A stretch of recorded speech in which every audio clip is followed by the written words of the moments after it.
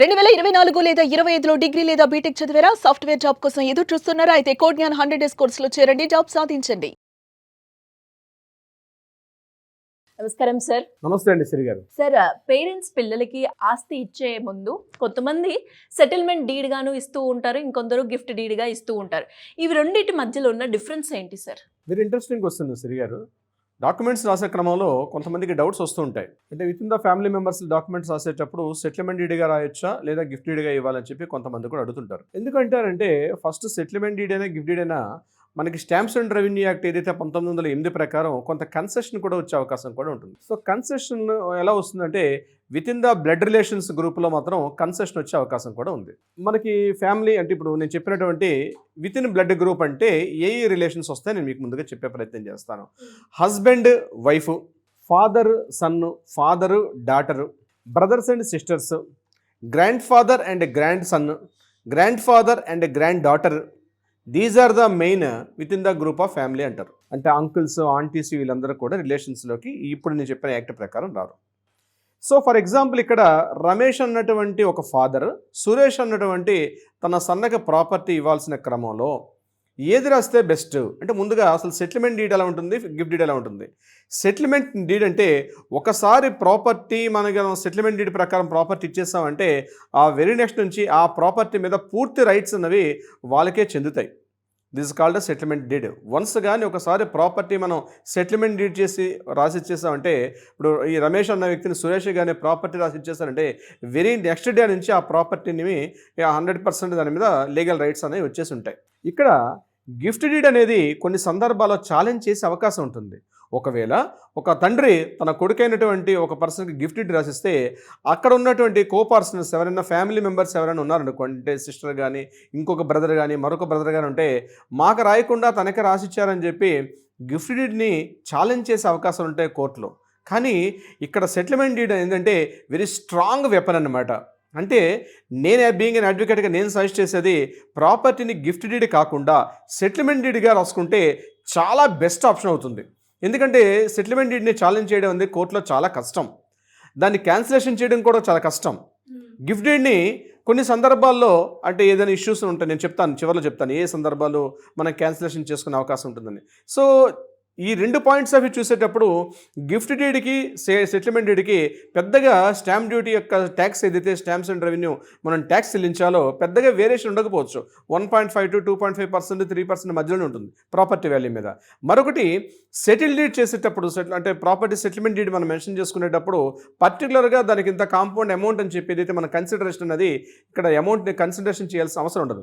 Gift డీడ్లో కొన్ని సందర్భాల్లో consideration చేస్తారు, కొన్ని సందర్భాల్లో కన్సిడరేషన్ చేయరు. సో ఏదైతే కన్సిడరేషన్ చేస్తామో ఆ అమౌంట్ వాల్యూ మీదే మనం stamps and revenue amount pay చేయాల్సి వస్తుంది.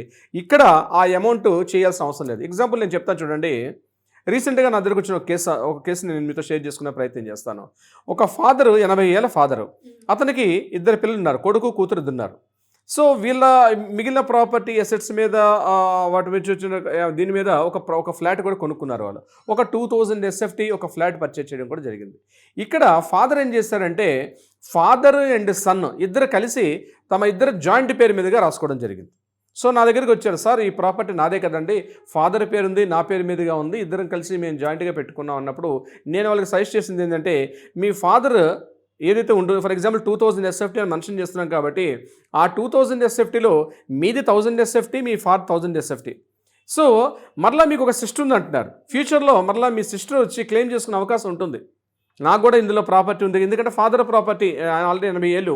సో తొందరలోనే అతను ఏదైనా కాలం చేసినా ఇంకో రకంగా హెల్త్ ఇష్యూస్ ప్రాబ్లం వస్తే ఈ ఫాదర్ ప్రాపర్టీ ఆయన వీళ్ళనామా రాయకుండా పోతే ఆ ప్రాపర్టీ మీద నేను కూడా ఉన్నా అని చెప్పి సిస్టర్ కూడా వచ్చే అవకాశం ఉంటుంది కొన్ని సందర్భాల్లో. దీన్ని ఎలా సొల్యూషన్ చేయాలి సార్? ఇప్పుడు నా ఫాదర్ ప్రాపర్టీ నాకు గిఫ్ట్ డీడ్ ఇవ్వాల్సి వస్తుందా లేకపోతే సెటిల్మెంట్ డీడ్ చేసుకుంటే బాగుంటుందా? అలా ఆల్రెడీ సెటిల్మెంట్ డీడ్ రాసుకున్నారు అందులో ఆల్రెడీ ప్రీవియస్.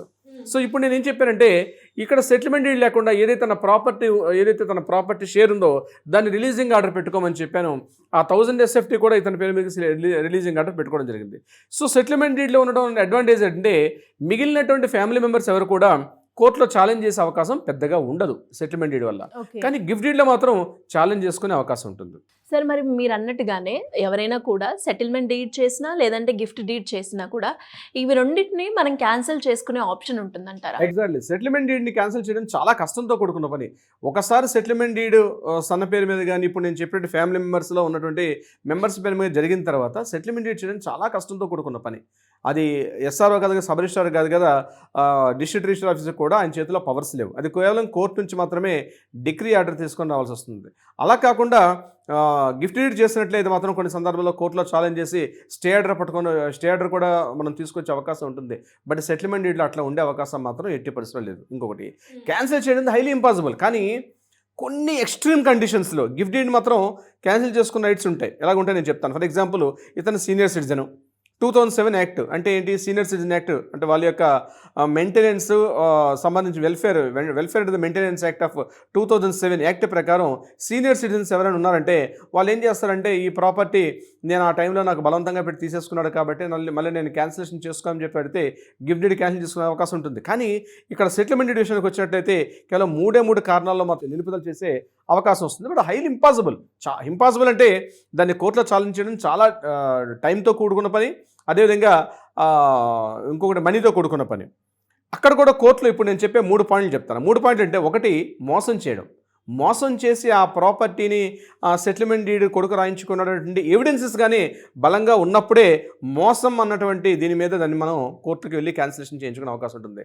రెండవది, బెదిరించి ప్రాపర్టీ నాకు రాస్తావా అని ఆ రకంగా చేయించడం. మూడోది, బెదిరించడం వేరు, భయపెట్టడం వేరు.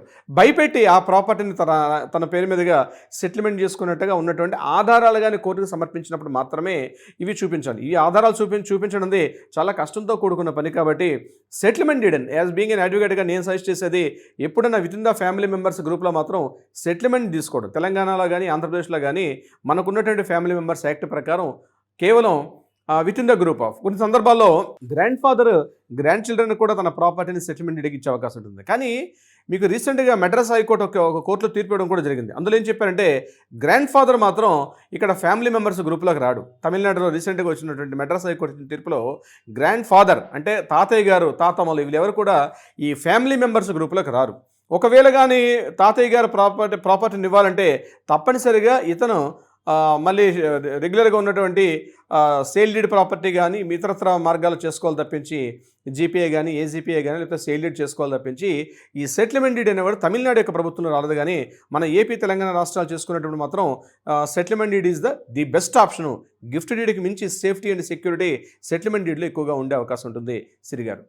అండ్ అలాగే సార్, ఇప్పుడు మీరు చెప్పింది ఏ సందర్భాల్లో వర్తిస్తుందంటారు సార్? సెటిల్మెంట్ డీడ్ అయినా అంటే ప్రాపర్టీస్ సెటిల్మెంట్ చేసుకునేటప్పుడు ఇవ్వాల్సిన సందర్భాల్లో ఆయన షేర్ కిందకి వచ్చింది, ఆయన పర్చేజ్ చేసుకున్నప్పుడు వీలునామా ద్వారా, అంటే వీలునామా ద్వారా ప్రాపర్టీని రాసుకున్నట్టయితే విల్ డీడ్ కదా, అంటే నియర్ ఫ్యూచర్ తర్వాత అతను చనిపోయిన తర్వాత మాత్రమే ఆ ప్రాపర్టీకి షేర్ వచ్చే అవకాశం ఉంది. బట్ ఇదేంటంటే ఇన్స్టెంట్ అనమాట. ఇమీడియట్గా రాసుకున్న రిజిస్ట్రేషన్ అయిన తర్వాత వేరే నెక్స్ట్ డే నుంచి ప్రాపర్టీ మీద రైట్స్ అనేవి వస్తాయి. కాబట్టి ఈ సందర్భాల్లో ఎక్కువగా చేసుకునే అవకాశం ఉంటుంది సిరి గారు. ఇంకా వీటికి సంబంధించి ఎవరికైనా కూడా ఎలాంటి డౌట్స్ ఉన్నా మిమ్మల్ని అప్రోచ్ అవ్వాలి అంటే ఏ విధంగా ఉంటుంది సార్? తప్పనిసరిగా సిరి గారు, దీనికి సంబంధించి ఏమైనా సూచనలు సలహాలు కావాలంటే కింద స్కూల్తోనే మరి కాంటాక్ట్ చేయండి. అంతేకాకుండా మా లీగల్ టీం మీకు ఎప్పుడు అందుబాటులో ఉంటారు. అంతేకాకుండా ఏదైనా కోర్టులో వివాదాలు ఉంటే వాటికి కూడా పరిష్కారం చూపించే దిశగా కూడా ప్రయత్నం చేస్తారు సిరి గారు. Thank you sir. Thank you so much. Thank you so much.